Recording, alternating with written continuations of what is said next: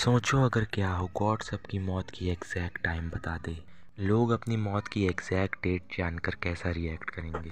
कुछ ऐसी कहानी है इस मूवी की। कहानी की शुरुआत जीसस की फ़ोटो और एक लड़की किया के साथ होती है। किया बताती है कि दुनिया बनाने से पहले गॉड बहुत ज़्यादा बोर हो रहे थे, तब उन्होंने धरती और कई तरह के पशु पक्षियों को बनाया। और तब भी जब गॉड को मज़ा नहीं आया तो उन्होंने एक आदमी और एक औरत को बनाकर पृथ्वी पर भेज दिया, जिनका नाम एडम और ईव रख दिया। जिनके बाद में ढेर सारे बच्चे हो गए और वो पॉपुलेशन में बदल गए। किया जब अपने डैड को इम्प्रेस करने के लिए टेबल पे रखा गिलास अपनी आंखों से हिलाने की कोशिश कर रही थी तो उस पे गॉड ईया को डांटने लगते हैं। इसके बाद ईया हमें बताती है कि पृथ्वी पर जितने भी एक्सीडेंट होते हैं गॉड उसे अपने एंटरटेनमेंट के लिए करते हैं, और इसी तरह के बेकार काम गॉड उनकी लाइफ में उन्हें परेशान करने के लिए करते हैं। एक दिन ईया जब अपने डैड के रूम में जाती है, वहाँ उसके डैड के कंप्यूटर से उसे सारी सच्चाई मालूम चलती है। इसलिए खाना खाते टाइम ईया अपने डैड से कहती है कि तुम बहुत बुरे हो और लोगों के साथ तुम बहुत ही बुरा करते हो। इससे गॉड को बहुत ज़्यादा गुस्सा आ जाता है और वो ईया को बहुत मारते हैं। तो अगले सीन में हमें दिखाता है ईया जीसस यानी अपने भाई के साथ बात कर रही होती है। ईया जीसस से कहती है कि वो गॉड से अपने ऊपर हुए अत्याचारों का बदला लेना चाहती है। इसलिए ईया जीसस से कहती है कि मुझे भी तुम्हारी तरह पृथ्वी पर जाके सब कुछ बदलना है। जीसस कहते हैं कि मैंने पृथ्वी पर 12 लोगों को अपना धर्म बचाने के लिए चुना था। उनकी मदद से मैंने एक बुक बाइबल भी लिखी। इसलिए तुम्हें भी पृथ्वी पर जाकर दूतों को चुनना चाहिए और तुम्हें भी एक बुक लिखनी चाहिए। फिर ईया जीसस से पृथ्वी पे जाने का रास्ता पूछती है। जीसस उसे बताते हैं कि उन्होंने एक वॉशिंग मशीन में वहां जाने का रास्ता बनाया है, जिसमें घुसकर तुम भी पृथ्वी पर पहुंच सकती हो। इसके बाद ईया अपने डैड के कमरे में जाती है और सभी के फ़ोन में उनकी मौत की एग्जैक्ट डेट टाइम भेज देती है।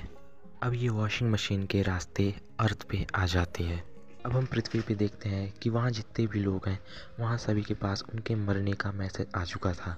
तभी एक औरत को दिखाता है कि वो 2 मिनट में मरने वाली है। वो अपने घर की सारी इलेक्ट्रिकली चीज़ें बंद कर देती है, जिससे उसे लगता है कि अब उसकी मौत नहीं होगी।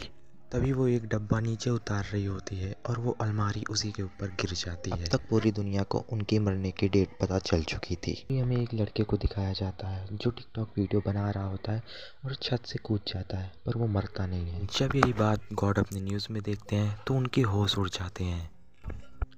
तो फिर वो अपने कंप्यूटर के पास जाते हैं, ठीक करने की कोशिश करते हैं, पर ईया ने उसे पहले से बहुत ख़राब कर दिया था तो वो ठीक नहीं होता। ये देखकर गॉड ईया को इधर उधर ढूंढने लगते हैं, पर वो तो रियल वर्ल्ड में आ चुकी थी।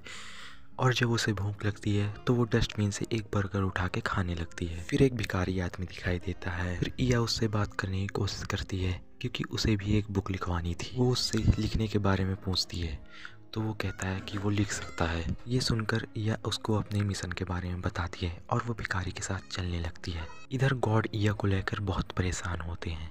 वो कहते हैं जो जीसस के साथ हुआ वो मैं नहीं चाहता कि ईया के साथ भी हो। फिर गॉड ईया को बचाने के लिए वॉशिंग मशीन के अंदर जाने लगते हैं। वहीं उनकी वाइफ उनको बहुत रोकती है, पर वो उनकी एक नहीं सुनते। अब ईया अपने दूतों को यकीन दिलाना चाहती है कि वो जीसस की बहन है, ताकि वो उनके साथ दुनिया बदल सके। तभी हम ईया के पहले दोस्त से मिलते हैं जिसका नाम एमली है। एमली बहुत खूबसूरत थी और वो घर में अकेले ही रहती थी, और जिस बिल्डिंग में वो रहती थी उस बिल्डिंग में लोग एमली के पीछे पड़े हुए थे।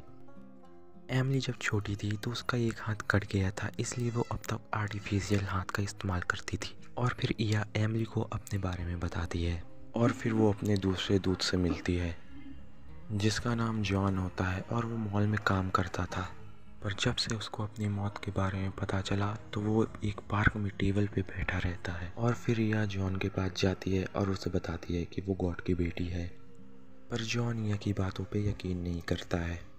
तो ईया जॉन के सामने एक पंछी को बुलाती है और उससे बात करने लगती है। वो थोड़ा हैरान होता है, पर फिर भी उसको ईया की बातों पे यकीन नहीं होता। फिर हमें दिखाता है कि गॉड भी पृथ्वी पर पहुंच चुके थे। वहीं वॉशिंग मशीन से निकलते हुए एक औरत गॉड को देख लेती है तो वो बहुत डर जाती है और गॉड को वहाँ से निकाल देती है। फिर हम देखते हैं कि गॉड भी वहीं डस्टबिन से वही बर्गर लेके खाने लगते हैं। तभी कुछ गुंडे आ जाते हैं और गॉड उनसे अपनी बेटी के बारे में पूछने लगते हैं, पर वो गुंडे गॉड को पागल समझकर पीट देते हैं। नेक्स्ट सीन में दिखाता है गॉड हॉस्पिटल में होते हैं। फिर गॉड एक बच्चे से ब्रेड छीना के खाने लगते हैं। फिर उसके मॉम गॉड को पीट देती है। इसके बाद इया अपने दूसरे दूत से मिलने जाती है। उसका नाम जैक होता है और वो बहुत ही शर्मीला होता है। वो बचपन से लेके आज तक किसी लड़की को टच भी नहीं किया। फिर जब उसको पता चलता है कि उसके पास जीने के लिए 83 डेज बचे हुए हैं तो फिर वो अपने सारे पैसे ऐशो आराम में उड़ा देता है। इया उसे नया रास्ता दिखाती है और कहती है कि तुम्हारी आवाज़ बहुत अच्छी है। तो फिर वो मूवीज़ डैप करने लगता है। इया की मॉम जब देवदूतों की फ़ोटो देखती है तो उसमें पहले 12 ही थे लेकिन अब 15 रहते हैं। इया जिन 3 लोग से मिली थी वो भी देवदूत बन चुके थे। गॉड फादर से बता रहे होते हैं कि जीसस मेरा बेटा है। फादर भी गॉड की बुरी तरीके से पिटाई कर देते हैं। फिर हम अगले देवदूत चेरी को देखते हैं जो कि प्रोफेशनल शूटर था और उसे किसी को भी मारने में कोई फ़र्क नहीं पड़ता था। वहीं हम एक बूढ़ी औरत मार्टिना को देखते हैं। वहीं मार्टिना अपने ज़माने में बहुत ही रोमांटिक थी और जब उसको पता चलता है कि वो कुछ समय में ही मरने वाली है तो वो अपने सच्चे प्यार को ढूंढने लगती है। तभी उसके पास ये आती है और उसको अपना मिशन बताती है और उसको बोलती है कि तुम्हारा सच्चा प्यार तुम्हें सर्कस में मिलेगा। तभी वो सर्कस में जाती है और एक गोरिल्ले से मिलती है और उसका सच्चा प्यार वही गोरिल्ला रहता है और मार्टिना उस गोरिल्ले को खरीद के अपने घर में ले आती है। तभी गॉड की मुलाकात इया से हो जाती है। गॉड इया को सब कुछ सही करने के लिए बोलते हैं लेकिन इया अपने डैड की एक भी बात सुने बिना भाग जाती है वहाँ से। वहीं इया भिखारी के साथ पानी में चल के नदी को क्रॉस कर लेती है और जब गॉड भी नदी क्रॉस करने की कोशिश करते हैं तो वो पानी में गिर जाते हैं क्योंकि उनकी सारी पावर्स वो कंप्यूटर में रहती है। वहीं हमें अगले सीन में इली को दिखाता है जो एक बीमार लड़का रहता है। वहीं जब विली को पता चलता है कि वो 54 दिनों बाद मरने वाला है उसके मॉम डैड उससे बोलते हैं कि वो इन 54 दिनों में जो चाहे वो कर सकता है। तो विली कहता है कि वो लड़कियों के कपड़े पहन के घूमना चाहता है।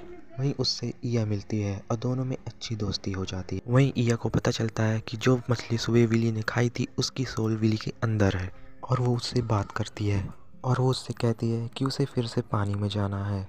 फिर विली इलिया के सामने जाके डिसाइड करता है कि वो अपने आखिरी समय में समुद्र के किनारे जाके मरेगा। और इधर गॉड को पुलिस पकड़ लेती है और उससे पासपोर्ट मांगती है लेकिन गॉड के पास तो कोई पासपोर्ट था ही नहीं। इसलिए पुलिस वाले गॉड को एक प्लेन में बिठा के दूसरे कंट्री में भेज देते हैं। दूसरी तरफ यह अपने समुद्र किनारे 6 देवदूतों के साथ रहती है और वहाँ और सभी लोग भी आ जाते हैं जो आज ही के दिन मरने वाले थे। तभी वो 6 देवदूत इया से बोलते हैं कि जब 6 देवदूत इकट्ठा होंगे तो एक मिरेकल होगा, लेकिन ये होगा कब। इसके बाद हम देखते हैं कि इया की मॉम घर की सफाई करते वक्त गॉड के कमरे में पहुंच जाती हैं और वो जब कंप्यूटर के सामने जाती हैं तो वो कंप्यूटर अपने आप ही ऑन हो जाता है। इधर बीच के किनारे विली अपनी मौत का इंतजार करने लगता है। तभी हम देखते हैं कि गॉड जिस प्लेन से जा रहे होते हैं वो प्लेन क्रैश होकर उनकी तरफ जा रहा होता है। इया की मॉम जब कंप्यूटर को चलाती है तो वो अर्थ के प्रोग्राम को बदल देती है। उसके साथ पृथ्वी पर रहने वाले सबकी मौत की तारीख भी बदल जाती है। वहीं जो प्लेन क्रैश होकर उनकी तरफ आ रहा था वो भी सही हो जाता है। इधर इया की मॉम पृथ्वी पे बादलों का रंग चेंज कर देती है और भी बहुत सारी चीज़ बदल देती है और फिर हम देखते हैं कि लोग पानी में भी चल सकते हैं। यह समझ जाती है कि ये सब उसकी मॉम ने किया है और फिर हम गॉड को देखते हैं कि वो एक वॉशिंग मशीन की दुकान में काम कर रहे होते हैं जहां वो वही रास्ता ढूंढ रहे होते हैं और इसी के साथ मूवी एंड हो जाती है।